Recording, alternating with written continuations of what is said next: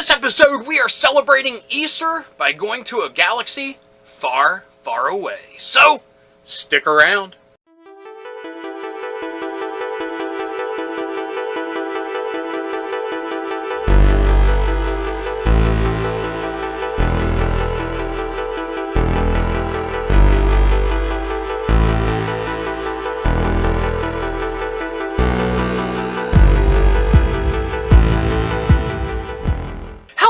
Dorks and Dorkettes, and welcome to It Came From My Side of the Laundry Room.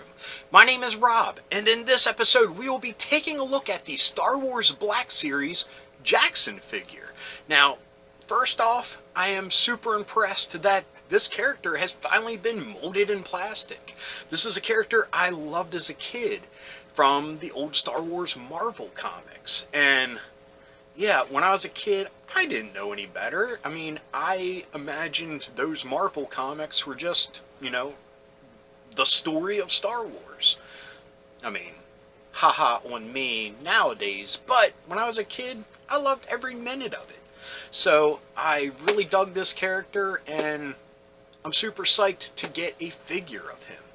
Now, this is a 50th anniversary of Lucasfilms, and yeah, when we take a look at the packaging, there's a pretty cool timeline on the back of Lucasfilm without going into too much detail of some of the other properties Lucas did at the time, but it just focuses on the Star Wars side of things, of course.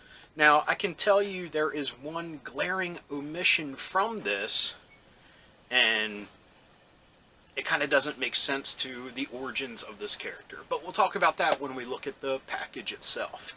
So, really psyched to take a look at this. I actually got this for Christmas, and as the weeks and months were starting to drift by and I hadn't had a chance to open it, I thought, what better time to open a bunny than at Easter time? So, here is your galactic version of the Easter Bunny with blasters instead of baskets. So anyway, without further ado, let's take a look at this guy.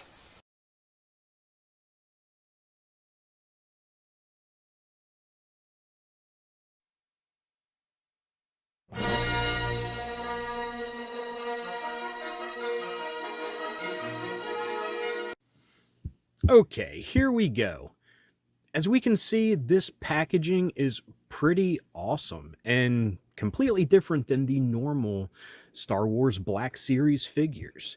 And I have to admit, I'm not savvy at all when it comes to the recent Star Wars comics or even the older ones through the Dark Horse imprint. Sorry, I kind of skipped over that bit of Star Wars history when I was, late teens, early 20s, and on. So I can just say I kind of like the aesthetic of Jaxxon and Lando on this box. And I assume it comes from the Star Wars Adventures comics? Maybe? Question mark? The ones that are a little bit more kid-friendly? The character is perfect for that. But, great packaging, great artwork on the cover, and, even around, we have this really good picture of him. I really like that. But we have, art and panels from the comic, and I really like it. Here's, 3 different artistic renders of the character, and I like all of them, so it might be something I'll have to look at. But here's the back of the packaging that I mentioned, the 50th Lucasfilms Limited timeline. And of course we have that it starts in 1971, but of course we're missing THX, and we're missing American Graffiti, and we pick up here at Star Wars, Empire, and Jedi. And then we fast forward here in the 90s with the Dark Horse comics of the Star Wars Legends, 91 to 2000, or 2021. Wow. Interesting. I didn't think that the Legends ran until 2021. But anyway, we have the prequels, we have the sequels, and we have the cartoons and Rogue One and Solo here at the end.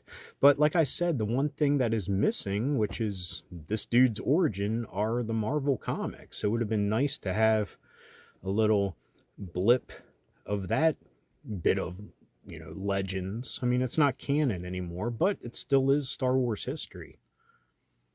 And speaking of that, they should have put the Ewok movies on here too.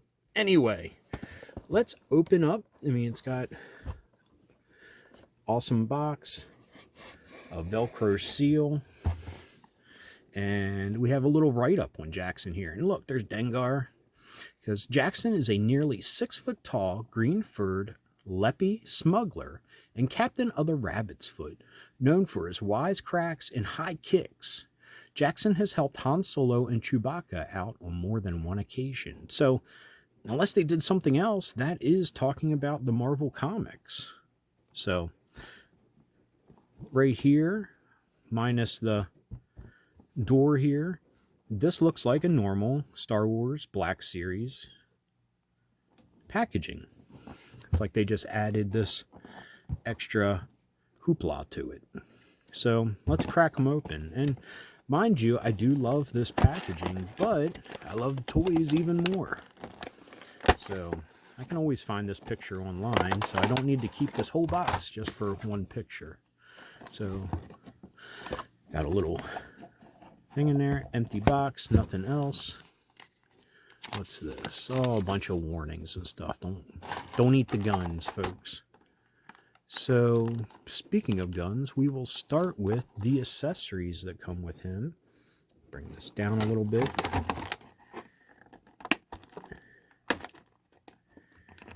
And with Hasbro's approach to plasticless packaging, I'm really curious to how the Black Series and Marvel Legends and such will be packaged within the future.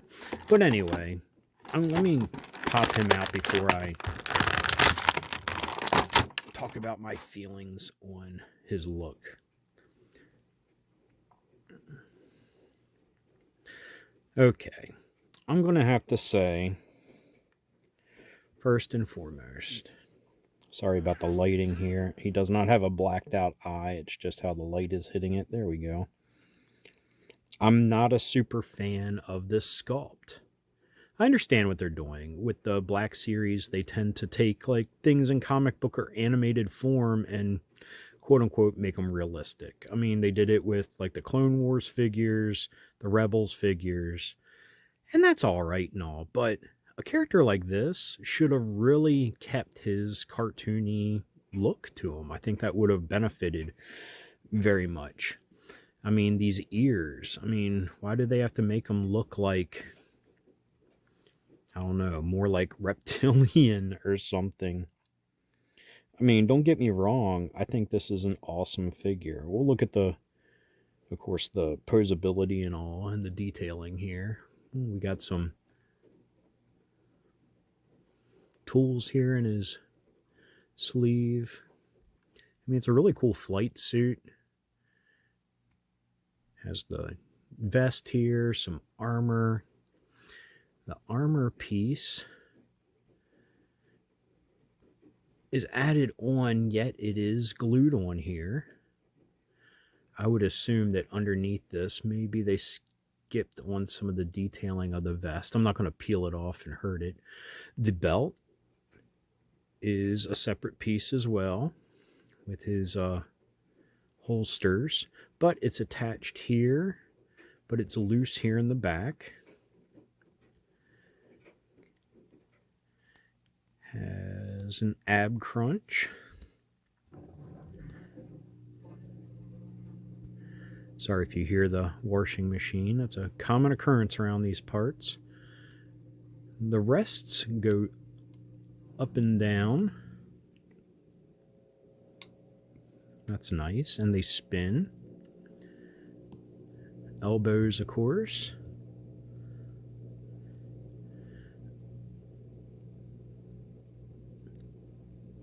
The shoulders are on a ball joint, so they go out. And his armor doesn't really impede that, so that's nice.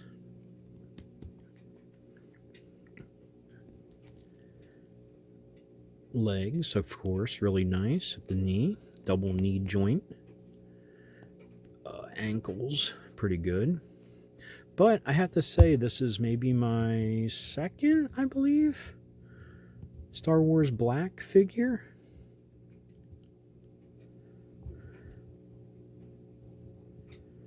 Of course, I always have a hard time getting them to stand up. Let me put that in focus a little bit better. And before we get them to stand up, let's take a look at these blasters. First, let's check out the holsters.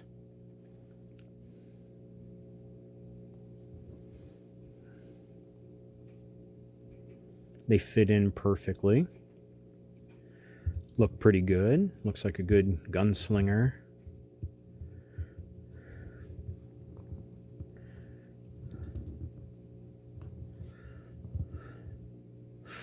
But let us put his hand cannons in his hands. I mean, you have one hand that's molded very well with the trigger finger and all. Ooh, goes in great. Wow. Impressive. Because, of course, some of the G.I. Joe classified figures, I have issues with the fingers lining up really well within the trigger.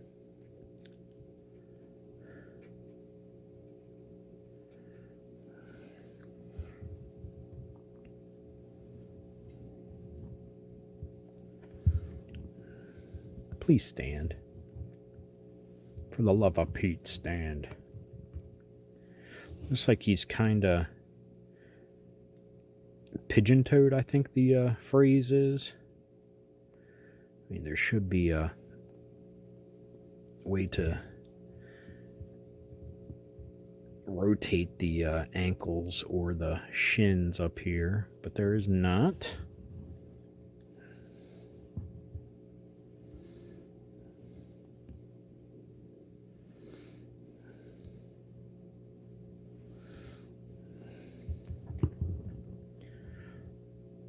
But he poses like that pretty darn good. I like that. Wow.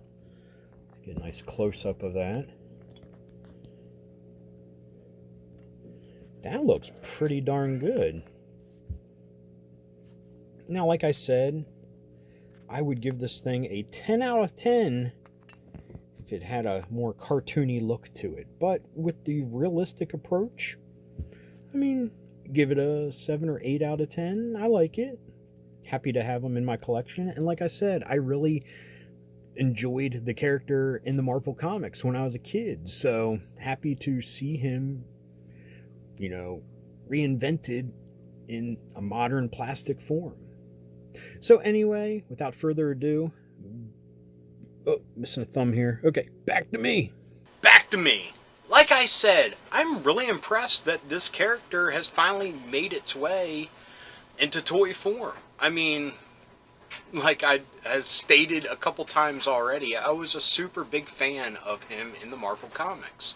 And like I also mentioned, I had no idea about canon or anything like that, and I don't even think Lucas or Marvel knew either. I think they just full steamed ahead and did some really interesting stories that, of course, don't have any bearing on the Star Wars universe now.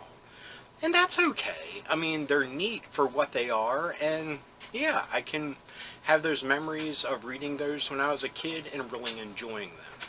Of course, there are a few things I would have done differently if I were in charge of making this figure, but I'm not. So I'm happy with the result either way. And yeah, just super excited to get him into my collection. Like I mentioned, I think he's the second Star Wars Black figure I own. And yeah, I'm, again, like I've mentioned before, I'm hoping to get a few more into my collection before it's all said and done. But for now, I'm happy to just have Boba Fett and Jaxxon, because those are two characters that kind of meant a lot to me as a kid. And Luke, and the Ewoks. But that's for another day. Anyway, I hope you enjoyed this episode. If you did, please give me a thumbs up. If you got something to say, please leave a comment. I love reading them, and I love getting back to everybody. And if you're new around here and you enjoyed this or any of the episodes that YouTube is recommending down here, please hit subscribe. And if you hit that little bell icon, you will be notified whenever there's a new episode. So anyway, until next time, thanks for watching. Keep being rad and stay dorky.